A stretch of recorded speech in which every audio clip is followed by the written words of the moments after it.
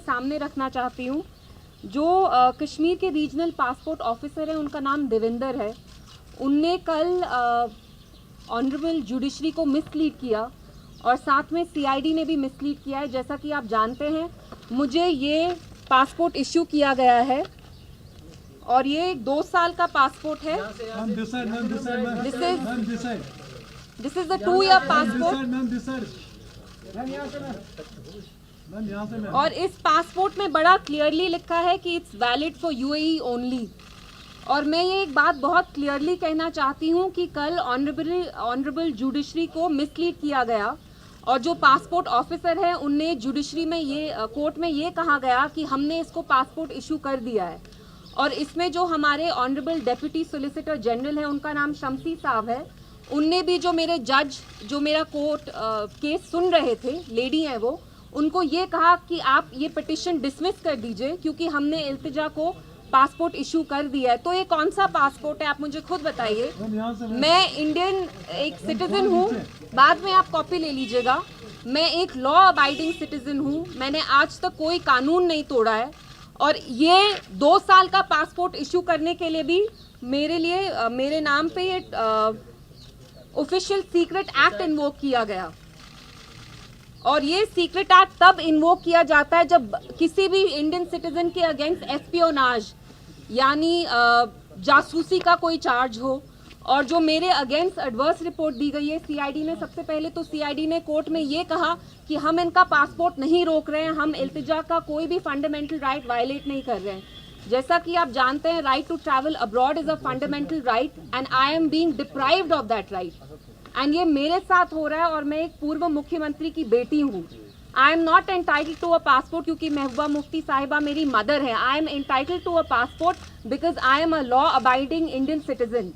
आप मुझे खुद बताइए, मैंने कोई कानून तोड़ा है? जो ये देविंदर जी हैं, जो पासपोर्ट ऑफिसर है, उनने सीआईडी से खुद पूछा कि मेरे अगेंस्ट कोई चार्जशीट है, कोई एफआईआर है।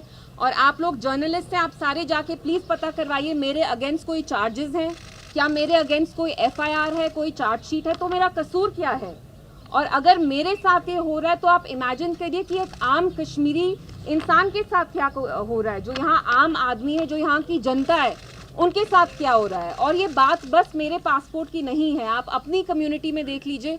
2 महीने पहले इरफान महराज करके एक जर्नलिस्ट हैं जो आर्टिकल 14 के लिए लिखते हैं, उनने एक पीस लिखा about 3 people 3 years ago who were shot in a fake encounter, जिनके अगेंस्ट कोर्ट ने ब्रिगेडियर को चार्ज भी किया है for extra judicial killing. Last month उनको यूएपीए के अंडर दिल्ली ले गई एनआईए।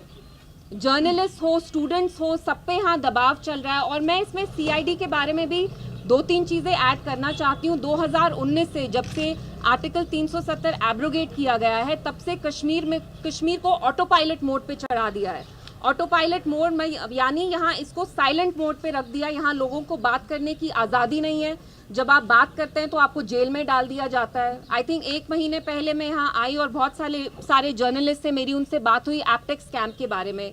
तो यहाँ दांगलियाँ चल रही हैं, यूथ को एम्प्लॉयमेंट नहीं मिल रही है, फेक एनकाउंटर्स हो रहे हैं। यंग लड़के 2019 से लेकर अब तक उन पे यूएपीए लग रहा है। यूएपीए यहाँ थोप के लोगों को जेल में डाला जा रहा है। और जो सीआईडी है वो इसमें एक बहुत गंदा रोल प्ले कर रही है क्योंकि वो दिल्ली गवर्नमेंट, सेंट्रल गवर्नमेंट के बिहेस्ट पे यहाँ पे लोगों से उनका गुजारा, उनका लाइवलीहुड छीन रही है, क्रिमिनलाइज कर रही है। पासपोर्ट जैसी बेसिक चीज क्रिमिनलाइज कर दी गई है। आप मुझे खुद बताइए, मैं तो एक लॉ अबाइडिंग सिटीजन हूँ, क्या मैं नीरव मोदी हूँ? क्या मैं फ्यूजिटिव हूँ? क्या मैं टेररिस्ट हूँ? मैं देशद्रोही हूँ? अगर मैं मरकजी सरकार के अगेंस्ट कोई बात करती हूँ तो क्या वो मुल्क के अगेंस्ट बात करना होगा क्या? I mean, मेरा कसूर क्या है? And this is not just about me. मेरे जैसे बहुत सारे लोग हैं, स्टूडेंट्स हैं, जर्नलिस्ट हैं, आप में से भी बहुत सारे लोग हैं जिनका पासपोर्ट रोक दिया गया है, आपको नो फ्लाई लिस्ट पे रखा गया है। तो यहाँ पे तो 2019 से कनपट्टी पे गन रख के यहाँ पे एक नॉर्मल सी इम्पोज की गई है सब पे।